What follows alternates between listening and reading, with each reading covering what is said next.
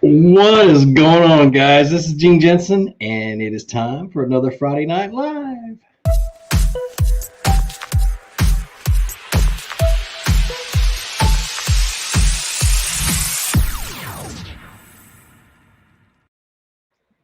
I think my next big purchase is going to be a microphone so I can get a little loud with that intro. I know when I usually get loud, it pops this microphone that's in my webcam. So that'll be a new change. But welcome, everybody. Welcome to my Friday Night Live. It is good to see you. Good to have you on here. If you guys are joining me for my podcast, welcome. These things happen every Friday night at 9 o'clock Eastern. So anybody who's new here, be sure to subscribe and hit the bell button or hit the little bell on YouTube. Every subscriber helps. I really appreciate it.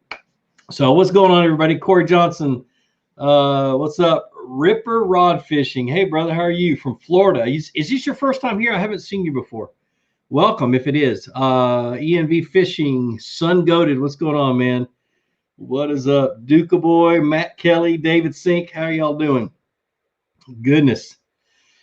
I've been busy today. I've been raking leaves. Yesterday we picked up limbs and sticks after that tropical storm came through. Literally the center of it came right over the house. It was pretty gnarly for a little while there, but not too bad. Lost power for about a day and just got it back up late last night. So what's up, MN Fisherman? What's going on? Minnesota Fisherman, David Goodspeed, Dustin Dixon.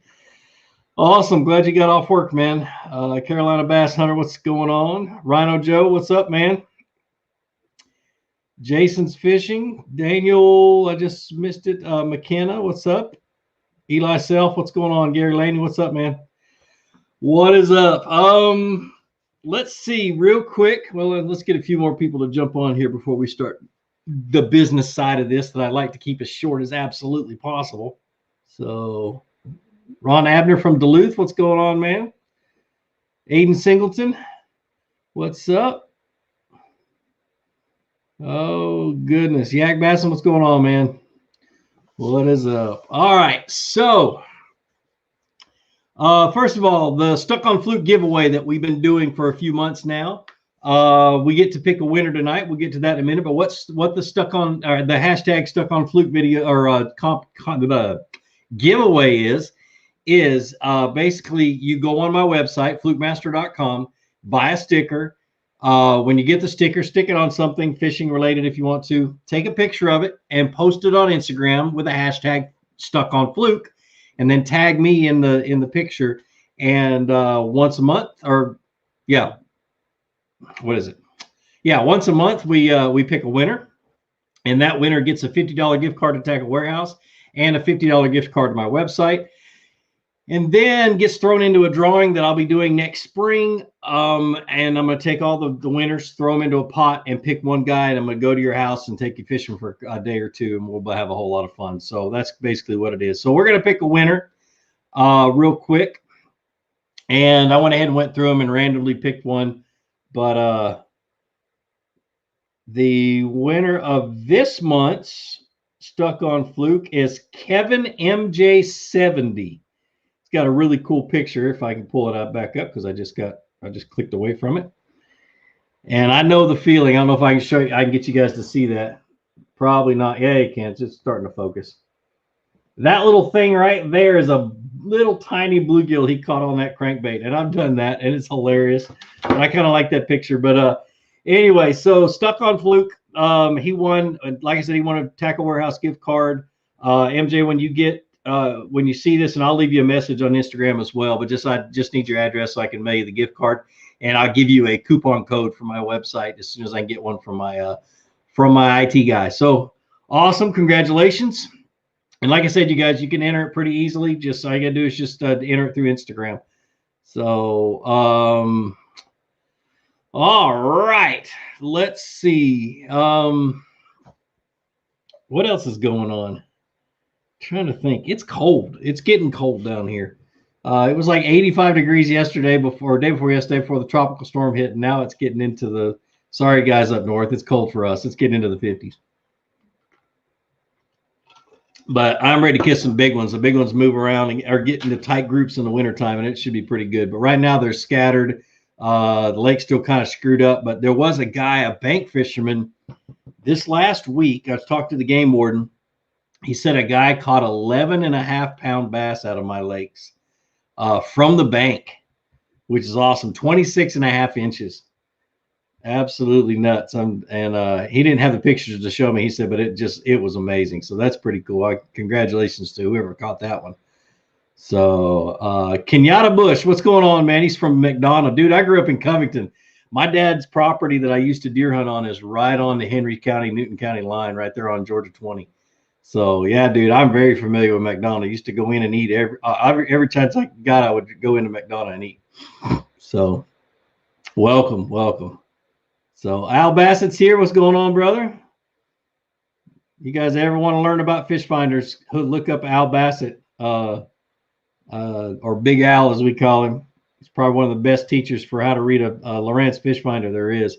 And Al, I might be calling you, dude. I might need a favor. I've got to get some electronics for my new boat. And anyway, we'll talk about that offline. But anyway, all right, let's get some Q&A going. Let's have some fun. What's my favorite lake to fish in Indiana? I have never fished a lake in Indiana, at least not that I can remember. So, and no, I wasn't drunk at the time. I don't drink. Rhino Joe says he caught some sauger this weekend or this week, and he's ready to slam some green beast. That's awesome, man. I've caught a sauger out from under the ice on Lake of the Woods, but that's the only time I've ever caught one. So, Kathy Matheny, what's going on, girl? She says, got my tackle warehouse delivery today. Grabbed a few jabberjaws to try out. Good, they're in stock. Good. Or they're in stock there. Restock the JJs. Have any tips on fishing the new crankbaits this weekend? Fish them just like square bills. They actually seem to go through the cover a little bit better than square bills. It's not much better, but a little better. And they do rip through the grass a lot better. That blade, because it's metal, is pretty sharp, and it'll cut right through grass pretty good. At least I didn't have any issues when I was fishing it. So, yeah, you really like it. You really like it. Let's see. Here's another JJ's Magic post. Goodness. Steven Simpson just received my first batch of JJ's Magic. Can't wait till the turnover's finished and to get back on the water or out on the lake. That's awesome, man. Biggest thing is when you store it, especially in the summertime. It's not so much critical when it's cooler. In the summertime, try to make sure you keep it stored upright. If it lays on its side and the pressure changes inside of it, that's when it leaks out. That's when you have those issues. And I've had those issues before. That's why I keep them in an airtight, watertight container in my boat, and I don't have those issues. So, and it really doesn't evaporate really fast when you do that either. I can keep a bottle for 2 or 3, 4 years sometimes if it just stays upright. Sun Goated, you're getting some really good responses, and I'm not reading them, but you're getting really good responses about beginner bait casters. So there's a lot of really good $100. 13 Fishing has one that's $80. It's a concept, or it's a Origin A, and then a $100 one that's Origin C, which is were made for your beginner, very first bait caster, that kind of stuff. And it's one of those you can beat up, and they really do last a long time. So they're a good value. So. Rhino Joe, Gene, what do you wear on your kayak in the winter?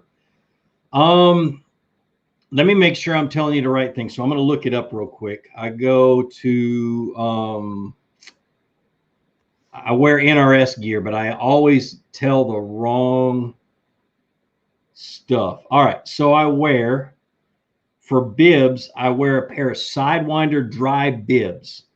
Now, mostly when I say bibs, don't wear waders. These are waders, but don't wear waders that are not designed for this. These have a really tight belt around them to prevent water from getting inside your waders if you fall in.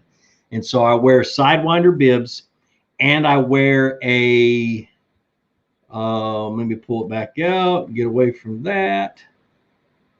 Let me find my dry top. And then I wear something that's like what they call Orion paddle jacket, some type of a jacket that goes over that has tight cuffs and tight waistbands and that kind of stuff is what I go for.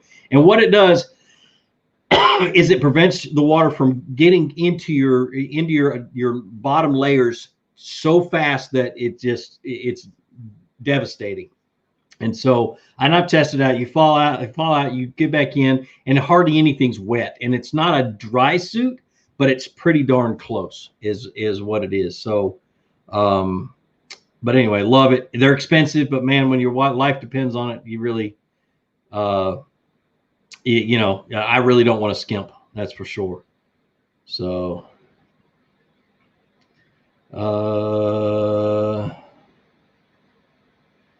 does it have to be JJ's Magic or any chartreuse dye work? JJ's Magic, and I'll give you guys for instance, Jay. When I first was introduced to JJ's Magic, I was a Spike It guy. I loved Spike It, and I used it all the time. And I had the bottle of JJ's for about probably a month and a half before I gave it a try. And I was on a solid dock pattern.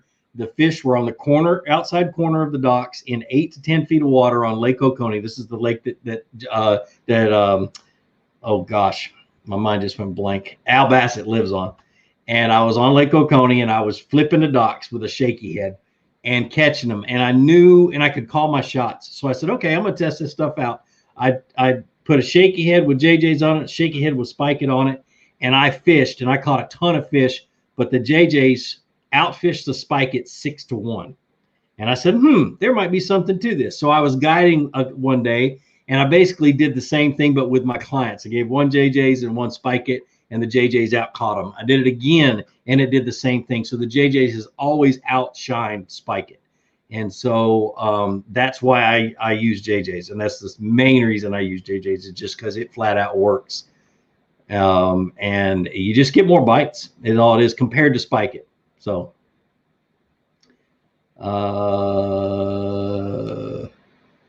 James Larry, got my fluke sticker today. Don't know where to stick it. I'm going to leave that one alone, because I can be a real smart butt when you leave it wide open like that. See, Daryl from on Facebook says they looking at moving around the Lake Hartwell area, but concerned about the PCB. Is it a safe lake to live on? Is the fishing still good, even if not safe to eat? Oh, okay, I know what you're talking about now. It's a great lake. Hartwell is. I haven't heard anything about the PCB. I've got to look it up and see and look at the stories about it. But it's great fishing. The one YouTuber that fishes there a lot is Brian Latimer, B-Lat.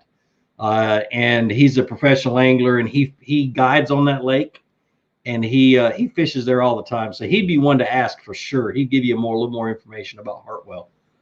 But definitely, it's not my favorite lake, because I've always struggled there, just because it's different than what I'm used to. But B-Lat always catches fish there. So my nose just started itching. I hope I don't go and get into a sneeze fit. Let's see. Kenyatta Bush from McDonough. He says, I'm a teacher, so you know my pockets aren't that deep. Believe me, I know. My wife was a teacher. Now she's a school nurse. What's a good starter boat in the $8,000 to $10,000 price range? My first boat, and I had a blast with it. And in McDonough, in Henry County, you've got some good lakes that are electric only lakes. And really, my favorite boat was a 14-foot John boat, and I had an 8 horsepower tiller on it. But if you are ever going to fish the lakes that are down around you, you might want to go with, just to get yourself a 14-foot John boat. Make sure it's got a pretty wide bottom to it, like a 50 or 55 inch. I can't remember what the widths are, but not like a 36 inch. Or you want a pretty wide one so it's pretty stable and you don't fall out.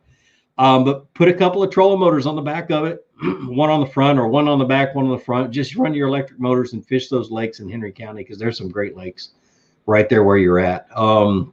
That's my first thought.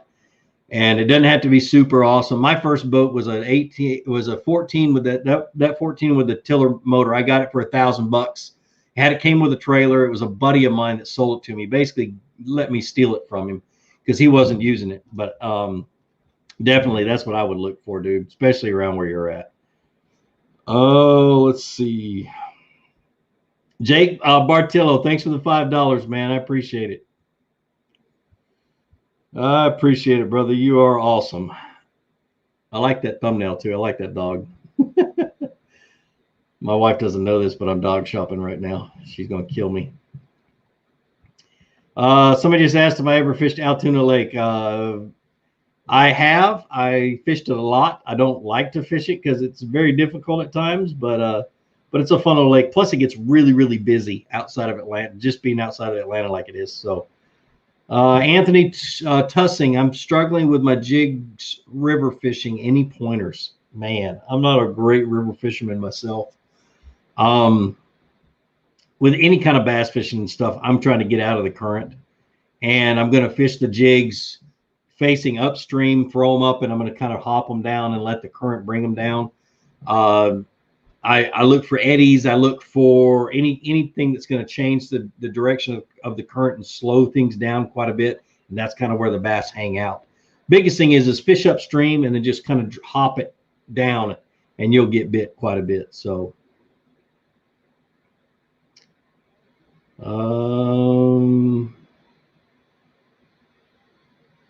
New boat, spill the details. I don't have a new boat yet. I am in the process of ordering it and kind of trying to get the details figured out. It's going to be another Lumicraft Pro in 85. My contract is I'm supposed to get a boat every year. Of course, with COVID, it's changed the whole world. So yeah, it may be January before I get my boat. I don't know, but it's going to be a new one. I'm not sure what the color is going to be, but what I'm excited about is there's a new marketing guy for BRP, and he seems to be absolutely awesome. And I love working with people that are just fired up and ready to go. It keeps me motivated. So definitely excited about that. But we'll see. I'll show it all off when I get it. But we're a long ways from that. It will have a Mercury motor on the back because of the new contract that they have with Mercury. All right. Let's see.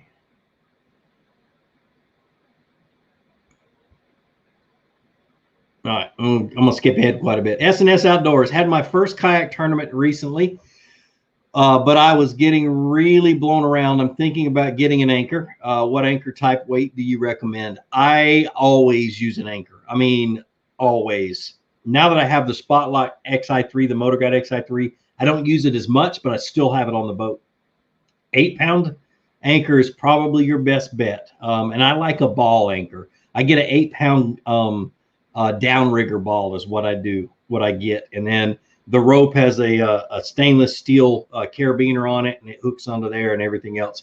And I use an anchor wizard to keep to wind the rope up, mainly just to keep it managed so it doesn't get all over my feet and get tangled in hooks and things like that. So an anchor wizard, the rope comes with the anchor wizard, and then get yourself an 8-pound downrigger ball, and you should be good. I use a 10-pound kettlebell a lot when I'm in the rivers, but that kettlebell can tear things. That 10-pound bell can tear that anchor wizard up. It's too heavy for the anchor wizard. So that's kind of what I go for. Quamaine Wilson says he fluked today. I caught my personal best largemouth bass on Bill Dance citrus shad crankbait. Way to go, brother. That is awesome. That is absolutely awesome. Citrus shad is one of my favorite colors. You can fish it in stained water, even slightly colored water, all the way through to muddy water. And I have every crankbait that I use a lot, I will have citrus shad somewhere in the box. So definitely great color. Great. Congratulations, man. That's awesome. Aaron Candigan, is November fishing in California good since Cali doesn't get too cold? And what would you throw that time in a pond with low hydrilla covering the pond out of a kayak? Whew, I'm guessing it's a lot like Florida. And literally what I throw in their winter, I call it kind of pre-spawn, is I tend to start throwing things like a chatterbait. It comes through the high driller really good, comes through all pretty much all grass pretty good. And then I also will throw a creature bait in a green pumpkin, a black and blue, or June bug are the three colors that I would fish in that situation. But creature bait and an Asenko is always a good bet too. So Samwell, would you use a Ned rig this time of the year? I'll use a Ned rig all year long. So Jordan's got a little fish off with a buddy tomorrow, and he told me, he said, Dad, the only thing I'm taking is a pocket full of Ned rigs and a spinning rod. So it's a little farm pond that they're going to. Basically, a kid at school said he could outfish Jordan, and Jordan was like, all right, we'll go to your lakes and let me outfish you. That's my boy right there. So, see, what are the best baits for big lakes during the fall in Alabama? I'm going to give you a few, but go to my video that I just posted about fall baits, and that's what I would use just about anywhere around this part of the country. But a square bill, a lipless crankbait, and a chatterbait I'm going to throw a lot until I start getting bit. And then I kind of figure out what depth they are. They're going to be somewhere between 6 and 0 feet is what I'm guessing. And I'm just going to cover water and bump those baits off of everything shallow that I can. So, and then once I realize that they're shallow and they're in like cover and stuff like that, I might grab a Texas rig with a creature bait and flip it in there. So I like this question. Ben Tips, he says, at what point do you call it winter fishing weather? Me personally, 50 degrees and below, because the attitude and the mood of the bass change a lot when it gets into the low 50s all the way down into, till the water freezes. But they change, they get a little bit more lethargic, things start to slow way down, and I consider that winter fishing because I'm going to grab those type of slow baits that I would use in the wintertime.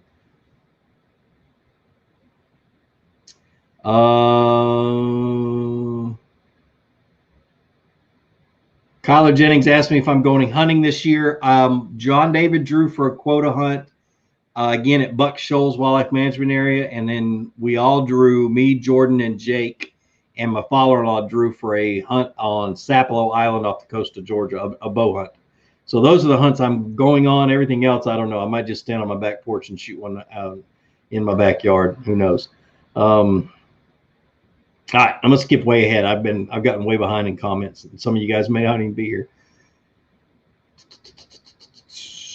All right, Rhino Joe answered that 8-pound question. That's good. Thanks. Let's see. We got somebody here from Brazil. That's awesome. That's awesome. All right, pop quiz. What language do they speak in Brazil? If you say Brazilian, I'm going to choke you. Goodness gracious. All right, I'm trying to find a question. You guys are helping me answer them because I'm so slow. It's Portuguese, by the way. All right, that's a good question. Aaron Candigan says, what lure did you catch your first bass on? I caught my first bass when I was about 1.5 years, maybe two. No, I was older than that. 3.5, maybe 4 years old. I'm not including the ones where my dad was holding the rod for me. I caught it on a live hellgrammite in Craig's Creek, Virginia, or on Craig's Creek in Virginia. And I'll never forget it, man. I was scared to death of that fish. That was pretty cool. But yeah, that's what I caught it on. I don't know. I don't remember. If I had to guess what lure I caught my first bass on with artificial, it would have had to have been a rooster tail. I used to fish a rooster tail all the time, so that's what I'm guessing. Jared Recor says, "Do you ice fish?" No, not here. I mean, not here in Georgia. We don't ever get that much. But if I have a trip up north to do it, I'll do it every once in a while. Just what I would love to do is grab a snowmobile and an auger and a fish finder and just go fishing and searching and that kind of stuff. That's what I would love to do. Sitting in a box staring at a toilet hole all day is not my idea of a good time. So, oh goodness. Shooting a deer on your back porch is so Brian Thrift. I know it, dude. Oh goodness, we've got a feeder in the back corner of my property that I can see. It's 140 yards from my back porch, and we've been popping squirrels off of it with a 17 HMR. My kids and I practicing those long range shots. So they haven't. I think they've hit one squirrel. I've gone through like 5 boxes of rounds, but anyway, it's fun. But that's a tough shot with that 17 HMR. Might even be further than that, but I think it's probably about 125 yards. So, ever fished Sinclair? If so, any tips? Keep up the great content, dude. Austin, be honest with you, I don't have anything for Sinclair because it has changed so much since the last time I fished it. I probably haven't fished it in 10 years, and back then, if in a tournament you caught 4 keepers and then if you caught 1 big fish, you were winning the tournament. Now you've got to catch some giants. So a lot of it's changed, and I wouldn't be able to tell you how or what to do. But go up in the back of a creek right now is a good idea on just about any lake here in the southeast. But go in the back of a creek and start throwing moving baits, and you'll get it. So. Dave Frick, I'm not even going to try to pronounce your last name. He says, what do you recommend as soon as the water opens up in Wisconsin in the spring from a kayak and on a lake? A jig and a jerkbait are the 2 things I recommend. Jig on rocks, because when it opens up, the sun's going to be shining on those rocks. Those rocks are going to warm up faster. The bass will be on those rocks. So jig on the rocks and a jerkbait around the rocks is what I would do, definitely. And if it's a grass lake, they're going to be on the harder points and the drops, the steeper drops. Let's see. Never fished Kerr Lake.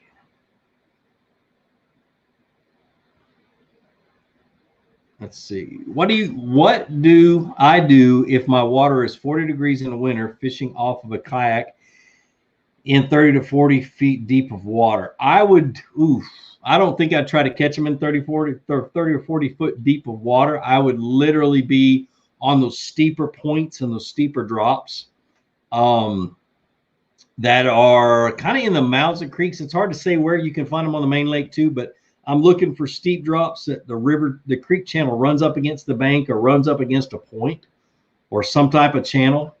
And I'm throwing a jerk bait almost all the time around those areas. And then when I find rock and stuff like that, same thing. I'm going to throw a jig. Jig and a jerk bait are what I throw a lot in the wintertime, especially as that water starts to warm back up.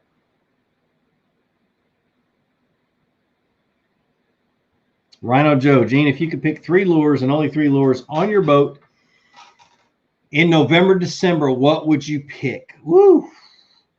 Now around here, I'm going to say around Georgia because November, we're still pretty much into fall fishing. December is that transition where they start to move out of the backs of the creeks and stuff like that. And the water temperature really doesn't get that cold. So it has more to do with a water temperature thing. But November, December, I'm still throwing a square bill. May slow it down a little bit. I'm going to throw a jig a lot more. And, oh, goodness, what else would I throw? And a chatterbait, but really, really slow on the chatterbait, and working my way back out of the creeks on points and stuff like that as they start to find that deeper water they want to hang out in the wintertime. So I can't find the question. It just disappeared.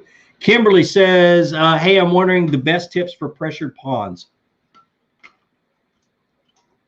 There's a couple of things I do. My main lake, the one I even catch my big ones on, is a fairly high pressure lake. It's one of those lakes where you either love it or hate it. And when you figure things out, you can usually catch them. But what I would do in a pressured pond, a small lake, light line, 6-pound test, maybe, 6-8-pound test fluorocarbon on a spinning rod. And I would throw small baits like a Ned rig or a drop shot or even a shaky head might work. That kind of stuff. You're going to do what's called finesse fishing. The other option is to totally scare the crap out of the bass to where they bite, which I call a reaction strike. And I'm going to fish super fast. So a crankbait or something like that fished really, really fast and bounced off a cover is a good idea. But I usually go light line and finesse techniques to start with, and that usually works for me. So David Carlson. Now, whenever somebody talks about catching redfish, I just want to cry because I miss it so bad. And yes, I go. I'm planning on going this year. Hopefully, I want to take my brother down there. He's currently unemployed, so I'm going to haul his tail down there and him and his son and try to do some kayak fishing in Louisiana. So I'm going to probably go in November. But you're right. This time of the year is my favorite time to go. So definitely. Jonah, you said, what's up, Gene? Have you given up fishing on Chickamauga? Went out with Caleb yesterday and caught around 16 pounds. Hopefully the bite will get better after this cold weather sets in. That's kind of what I'm waiting on, Joe. I was gonna go up, and then I found out that they were having that Major League or that BASS tournament, and I decided not to. Is what the thing is. And so I'll end up going back up. My boat's ready to go. My boat's ready to get on a lake where I can open wide open because the I've got a bunch of carbon built up on the spark plugs and I need to knock off, and I can only do that on a big lake.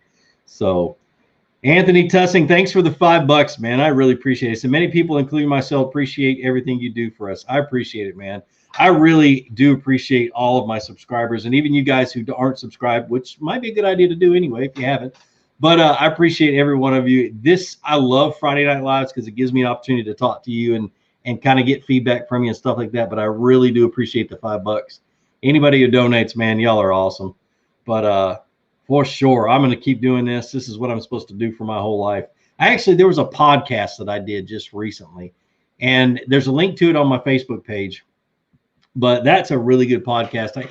He made me open up a little bit more than I normally do. So if you guys get a chance to go to my Facebook page, the Fluke Master Facebook page, click on that podcast and go listen to it. It was a really good one. Whew, Lane Rook, what's going on, man? He says, hello, Gene. What lures or plastic would you suggest one uses when fishing a creek that is not part of a lake but created by a natural underground spring? Wow, that sounds pretty cool, really.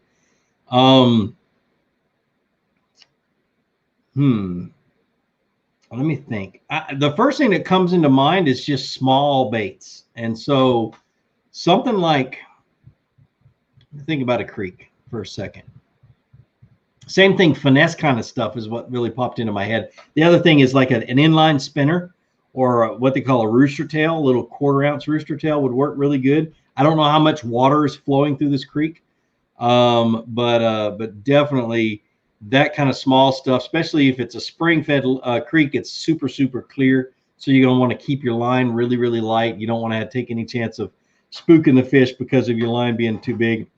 And I know a lot of people say, well, the line doesn't matter. I've seen a lot of times where it does matter. So definitely finesse techniques, man. Appreciate it. That's a good question. And you're lucky. That sounds like a good place. Michael Moon, thanks for the $10. Man, oh, man, you're awesome, brother. You're awesome.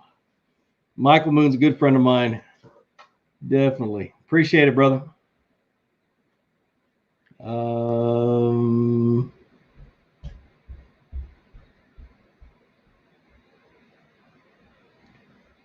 See, David, you said, can you give any info on the Patriot Edition kayak? All I know is from the pictures. They haven't told me hardly anything. There's the only thing different is just the padding is red, white, and blue, and it's on a blue kayak. I think it's really cool looking. I'm not going to get one because I normally don't get the special edition ones. Just because, well, I don't need them. I'd rather fish out of and promote the colors that anybody and everybody can get. So, John Larson, what's up? It says, crank it up. You guys, this John R. Larson is the guy that painted that picture right there that I keep covering up with my head. But he did that one. And I hang it crooked just to bother all of my OCD fans. But yeah, that's one of my favorite pictures. John, don't get mad. I'm thinking about changing it out soon. It ain't going to be in this month or anything, but I've got something out in my barn. I want to switch it out. But you'll see this one. You'll see that one on some videos and stuff because I'm going to move it out to my barn now that I've cleaned it out and turned it back into a studio. So Always, man. Thanks for the picture. It's awesome. Noe Jares, thanks for the $10, man. He says, I binge watched all or most your videos now. I have a whole garage full of gear. My son and I learned a whole lot thanks to you. That's awesome, man. Dude, binge watching all of my videos. I wonder how long that would take. Man, I have 730 videos, or somewhere around 730 videos. I wonder how long that would take to watch all of them. Goodness gracious. Man, oh man. What do you think about Tactical Bassing's move to Chickamauga? I think it's great.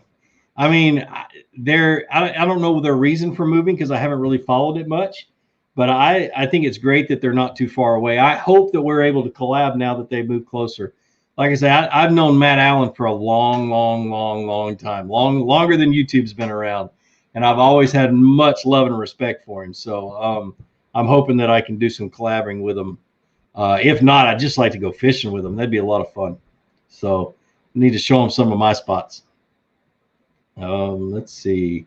What are my go-to fall baits? I posted them on a recent video, but a chatterbait, a spinnerbait, a lipless or a square bill, a lipless crankbait, and flipping some type of a creature bait are the ones that I fish the most.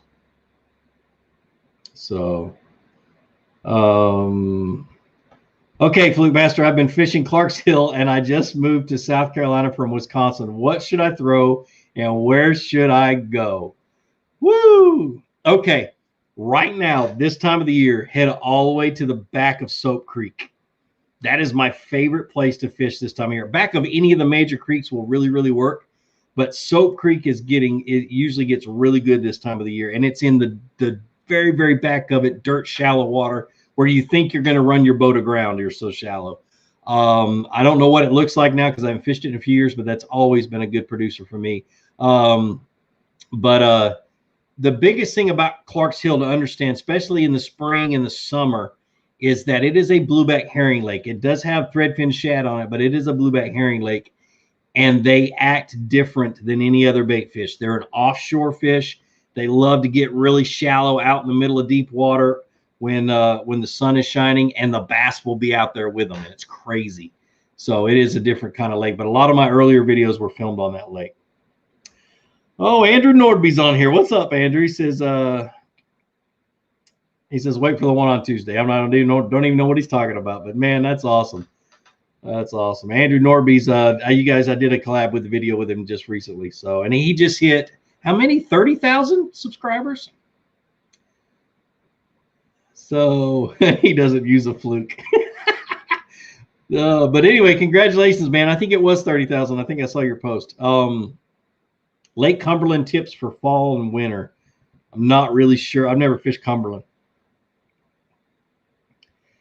Dustin Snipe says Soap Creek's been really good with topwater. Buzzbait too, man. You get from the middle of the creek all the way in the back. It's always a pretty good. That's where I filmed that buzzbait, those two buzzbait videos that I shot back then. So, have you ever fished in Texas? Yes. Lake Fork, Caddo Lake, Lake Belton. I think those are the three lakes I fished, and one more, but I'm not going to count that one because I never can remember the name of it. So, but yeah, dude, and I'll probably be back out here pretty soon. The guy that won the Georgia 811 fishing trip with me in the spring, COVID has just gone crazy. Because of what he does for a living, it's been crazy with COVID. So he's finally able to get together, and instead of him coming out here, I may end up going to Texas and fishing with him. So,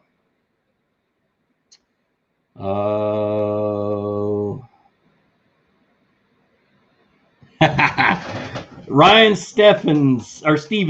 Sorry, I got a buddy named Stephen. Spells it the same way. How old were you when you got your first true bass boat, not a John boat? True bass boat. Now, I've always owned aluminum boats, so I guess that Triton aluminum. So that was 15 years ago, I think. Probably 15 or 16 years ago. So it's hadn't been super long. Yeah, so I was probably 30, 32, something like that. When I bought that boat. Of course, my wife wanted me to sell it because I spent too much money on it, according to her. I'm glad I didn't. Let's see. So yeah, it was 30,000 for Andrew. That's awesome, man. Congratulations, brother. Goodness gracious. I'm sorry, the comments are popping all over the place. So I get to start to read one, and it just pops around. And I had somebody spamming too, but I just got rid of him. So who just donated? Doug Stubbs, thanks for the $25, man. It says for your trip to Texas. I appreciate it. I may go to Texas by way of Louisiana, the Louisiana Delta, but I may end up doing that on the way home. That'll really make my son mad. Goodness. Let's see. Chris Scroggins says, you need to come to Cumberland one time. Great bass fishing in spring and some huge striper. I'd be honored to fish with you. Dude, that'd be awesome. That'd be awesome. I assume you mean the Cumberland River is what I'm assuming. Carissa Bakes, your tips. Thanks so much for your tips. Thanks for posting them. I appreciate it. Appreciate it. Ian, I'm not going to, Calame. Holy, he just donated $100, y'all. Oh my gosh. Dude, what? Have you lost your mind? Holy cow. Thanks, man. I really appreciate it. I don't know what to say. He says, never have a chance to make it on Friday, but you changed my life for the better for helping me to reconnect with my memories, bassing with my grandpa. Keep up the great work. Met you in Madison, Wisconsin a few years back, and hope to get you back up here soon. That's awesome, man. Thanks. I don't know what else to say, brother. That's unreal. You didn't have to do that, but thank you. Wow. All right. I'm going to try to get back into answering questions. Dude, that's awesome. Fluke, favorite bait for skipping docks, and what's your setup? Oof.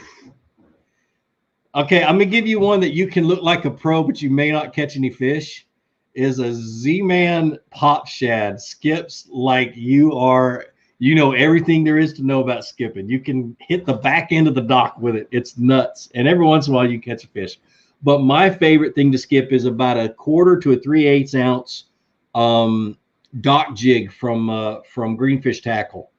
Their dock jig is really good. It's basically a little modified Arky jig. So if you can't find the dock jig, you can get an Arky head, and it'll skip under there pretty good. My other one is I'll peg a Texas rigged 3/8 ounce weight, some type of a beaver style bait, like a rage bug or something like that, and I can skip those. Those take a little bit of extra effort, but you can skip those pretty good as well. So those are the ones I usually skip. I'm learning how to skip a chatterbait. I'm pretty good at it. I'm getting better. But what I really want to learn how to skip is an Alabama rig. And I know one guy, I got one buddy that can skip an Alabama rig under docks, and I want to do that, man. That would be awesome. And it's going to be a disaster, but I definitely want to get good at it. So, goodness. Ian, man, thanks for the $100 again. That's unreal.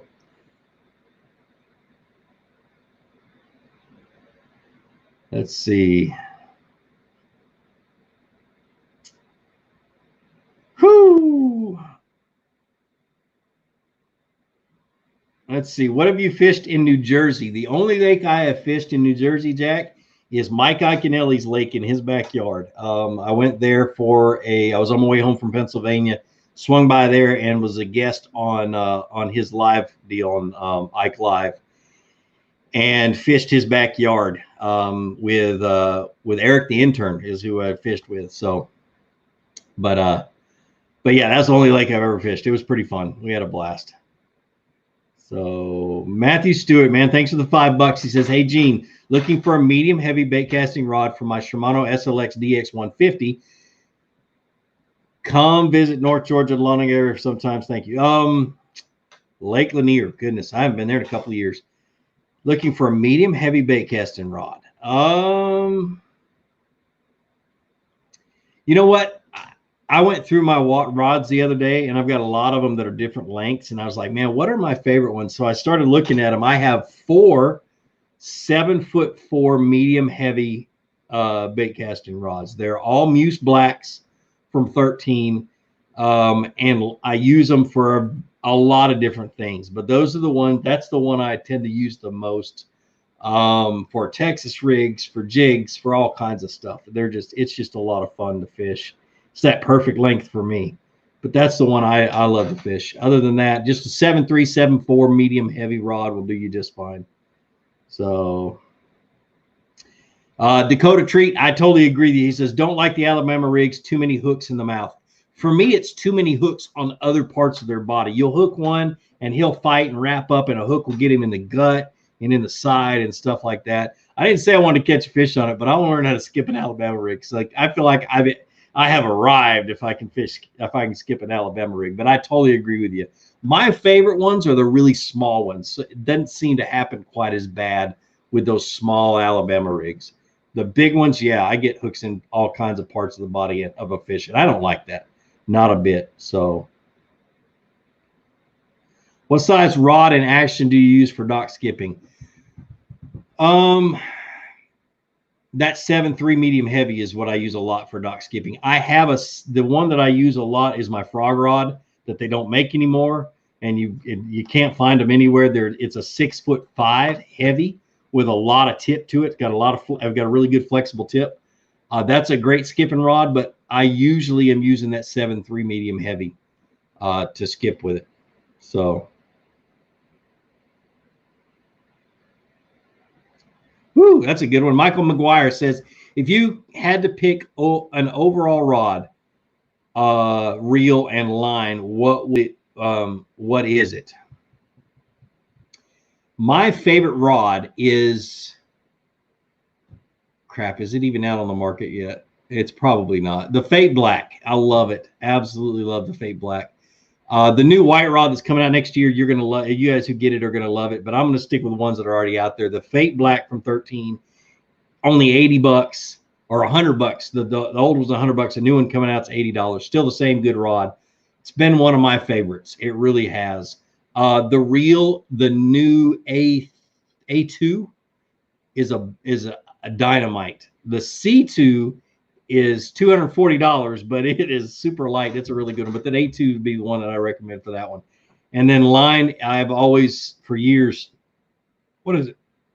4 years now, the Seagar Abrase X is what I've been using a lot, and almost 100%. And I love that stuff. So all sponsored stuff, but I tell you right now, even if I wasn't sponsored by them, that's what I'd be using. So I just feel like that Fate Black rod is probably the best deal on the market, especially now that they're going down to $80 a piece. So yeah, opinion on wacky rig Senkos versus weightless Texas rig Senkos. When to use each, or what to use instead of. I know you guys that know me well know why I'm laughing, and you guys are laughing right along with me. Ben, I hate to use a wacky rig Senko. I will use one, and I use one in specific times when I'm skipping docks in the early spring, when the bass get up underneath the docks. I just love to skip a Senko because it falls super slow, and it really does get good bites even when the water's still fairly cold. But I don't get a lot of good hook sets with it, so I don't fish it very much. I usually am Texas rigging it with an 1/8 ounce or a 16th ounce weight in the grass, and I'm dragging it through hydrilla and stuff down in Florida. What to use instead of anything for me? Gosh almighty. Ned rig is really good. A weightless trick worm Texas rigged is a really good one.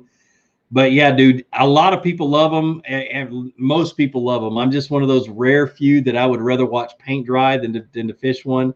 But when I have to fish one, I can, and I will. Kind of hard to explain, but that's kind of the way it is. So,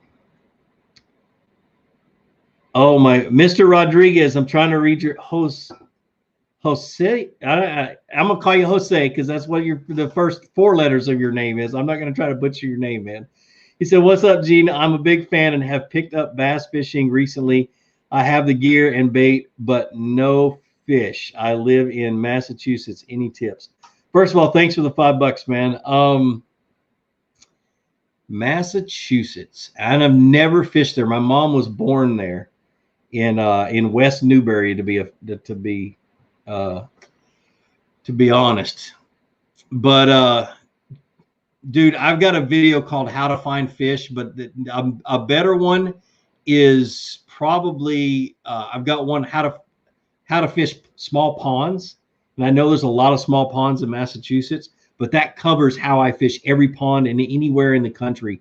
But it's you look for areas of the lake or the pond that have the most life, most bait fish on the bank, that kind of stuff. And then I would start fishing small finesse stuff. A small bait will catch big fish and little fish. A big bait will only catch big fish. So now that you're just trying to catch fish, just go something small. But a Ned rig is really, really good. Any kind of soft plastic worm, small size, would work really good for you too. So thanks for the $5, man. I appreciate it. Hold on, let me get a drink. I don't know why my throat gets so dry when I do these. May just be down here in my office. So,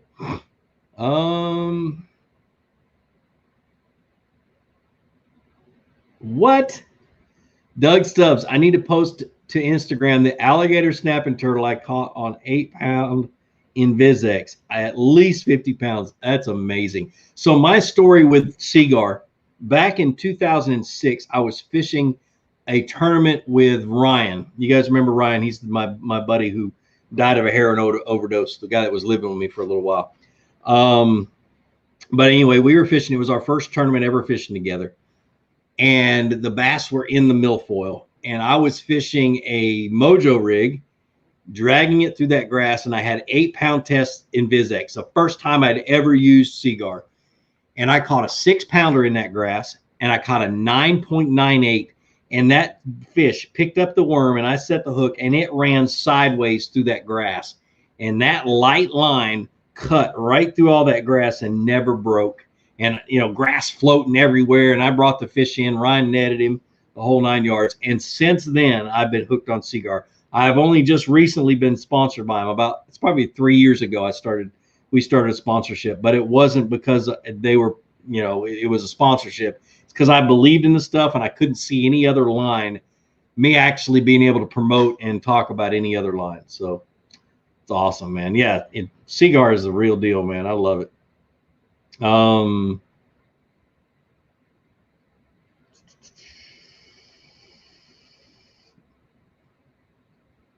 Have I ever fished in Michigan's? If so, what's your favorite spots there? I have, but I fished.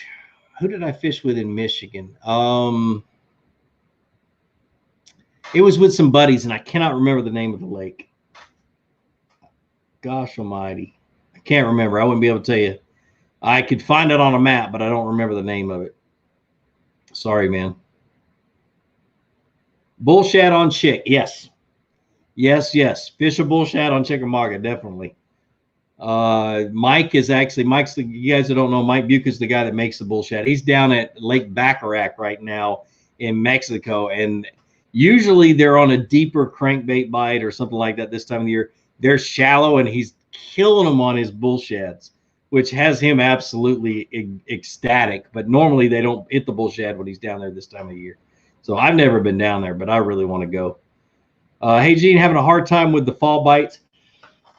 Using the direct baits here in central western Indiana. A Texas wig pearl fluke was the only thing they bite. Any suggestions? If they're hitting a fluke, throw a jerkbait too. That means they just want something that's erratic. The other option is to, if you're going to throw something, throw a spinnerbait and bounce it off of cover. Even if you're hitting rocks, bounce it off of stuff. You know, kind of give you that change in direction that they want to do. I'm having the same issue right here on my lakes where they don't want anything moving unless it's erratic, unless it's just doing crazy stuff that you typically wouldn't even do with a bait. So, yeah, Jordan caught 6. I caught 1 the other day, and he's still rubbing it in. So, have you ever fished in Michigan? Okay, I already got that question.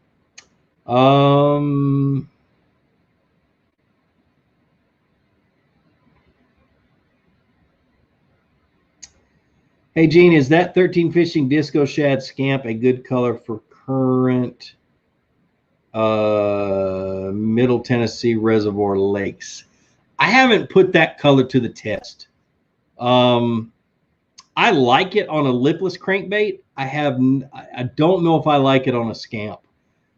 Square bills and stuff like that. I like something to look a little bit more, have a little bit more contrast in color from the top to the bottom, because I'm fishing a little bit slower than I am with a lipless crankbait. So, but I'd try it. I definitely would, especially if the water's a little bit stained and you got a good sunny day. All that reflection will work really good. So, but the jury's still out on several of those baits with 13. I've got to put a lot of time into them to really get to the point where have confidence in some of those colors. But they're beautiful baits. Don't get me wrong. I just got to get confidence I got to get it in my head. So,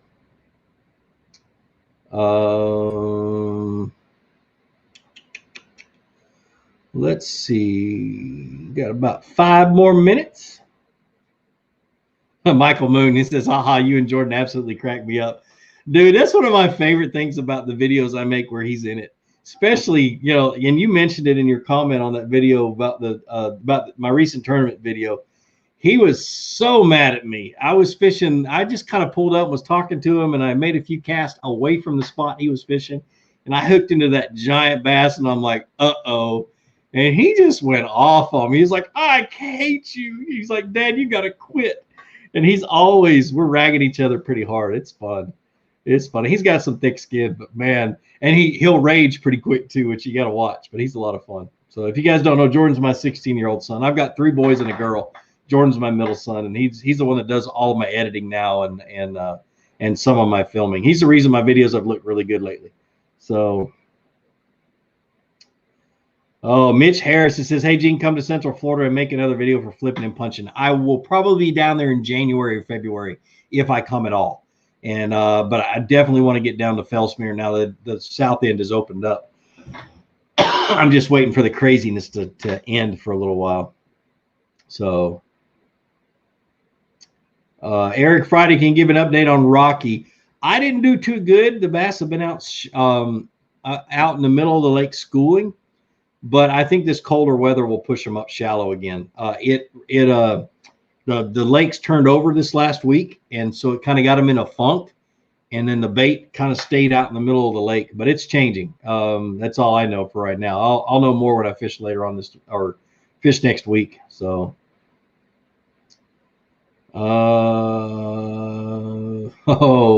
somebody asked this question last week. Silver Soul, he says, yo, Gene, you're awesome, bro. Any words of wisdom for a pond fisherman recently getting into kayak lake fishing?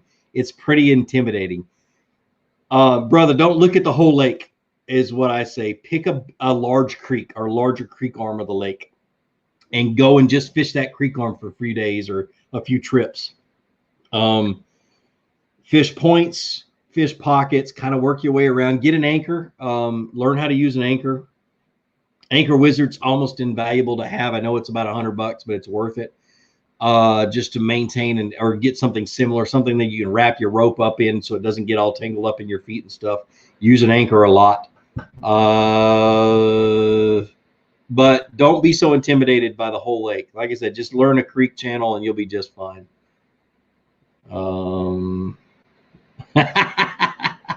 Jimmy Miller. He says, I randomly stumbled upon a Lunkerville. They're talking about Lunkerville being the TV show on Prime Video, and there's Gene J on a video entry. Yep, I've known him for a long, long time, and finally was able to get into one of his shows a few years ago. That was a lot of fun. He had me singing Christmas music in it, of all things. Most people don't know that I can sing pretty good. Just not when my throat's dry. Gosh almighty. Let's see. Devin Negron says, hey, Gene, God bless you. God bless you too, man. What is a good all-around 7-foot medium heavy rod to use for Texas rigs and swim baits? If it's like the lighter swim baits, I know when people say swim baits, the first thing that pops into my head is those giant ones, because that's kind of what I was introduced to. But I know when you say swim baits, you're talking about smaller ones and paddle tails and stuff like that.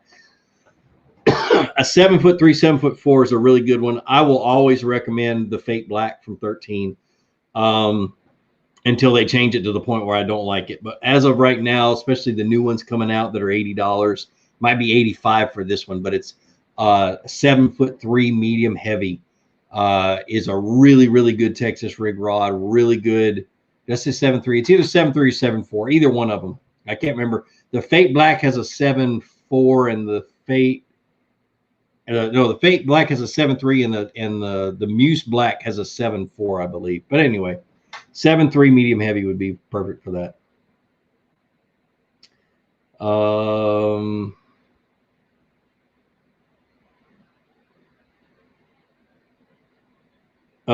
Thanks, Michael. I appreciate it.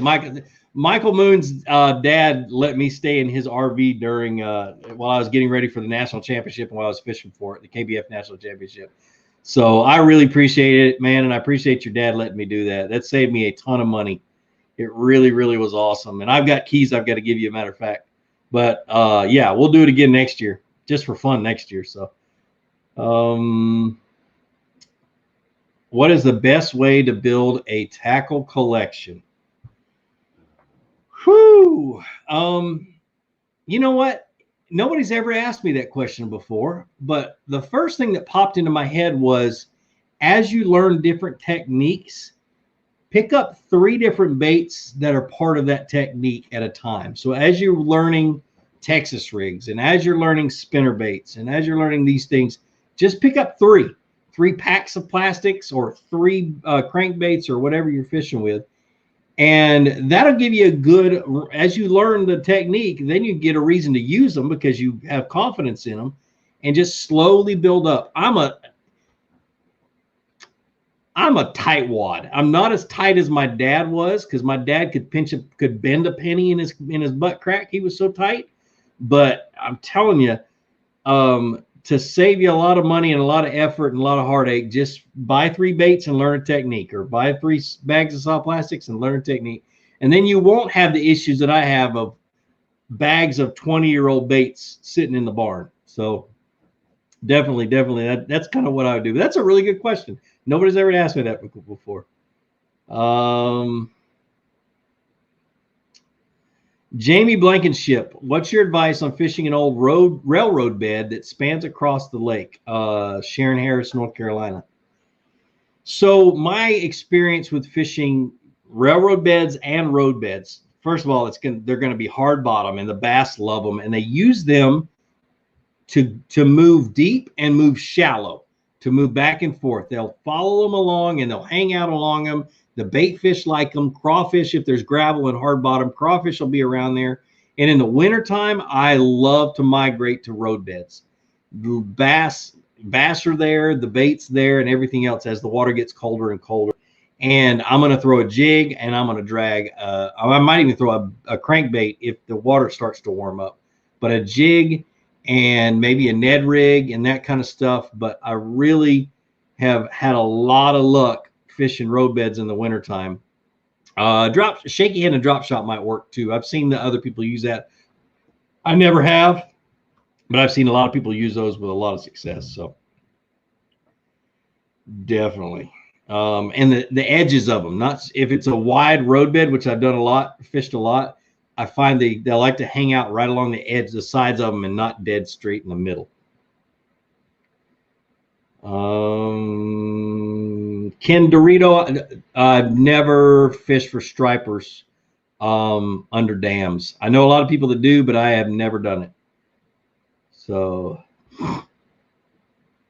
all right, real quick, Fluke Master giveaway. Go to flukemaster.com. Oh, let me ask this question. What would you use during fall tips? Fall trips. Aiden, go to my video or go to my channel and look at the video that I just posted about lures for fall. That's got him covered. So, all right. So the giveaway, really simple. Go to my website, flukemaster.com. Pick up a $5 sticker. When you get the sticker, stick it on something fishing related, your boat, you can stick it on your truck or anything else. I don't care, a water bottle or anyway, take a picture of it. put it on Instagram, hashtag stuck on fluke, and then tag me in the picture. Makes it easier for me to find. And then once a month, I pick a winner. That winner gets a $50 Tackle Warehouse gift card, which is amazing, and a $50 gift card to my website to buy Fluke Master merch. And then you get thrown into a pot in the spring. Your name does, and I pick a winner for a fishing trip. And I come to your house, pick you up, and we go fishing on your lake. And we just have a good old time because that's what I love to do. So that's that's the biggest thing. And if I had to guess, you're probably going to be drawn against 9 or 10 people. So you have for that fishing trip. So which is pretty cool.